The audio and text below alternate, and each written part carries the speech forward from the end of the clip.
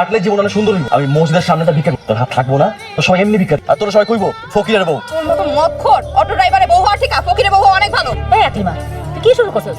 উলাটো লাগে এমন করতেছিস কি? ঠিক তুই এনে বল। এই আকলিমা দল লাগে নাস্তা লে দুটো রুটি বানাই দে। আটা কই? শয়তানটা তো 7 দিন ধরে বাজার করে না। আম্মা আমার ভালো লাগতেছে, আমি গেলাম।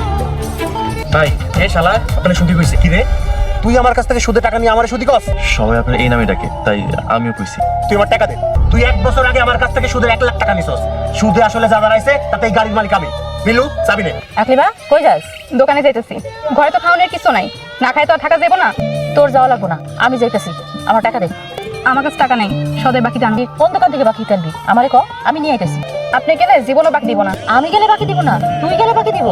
ঘটনা কি? দোকানের সামনে খাড়ায়া দোকানদারের লগে আধা ঘন্টা মিষ্টি মিষ্টি কথা বলবো, তারপর না বেটা সদাই দিব। আকলিমা কেমন আছো?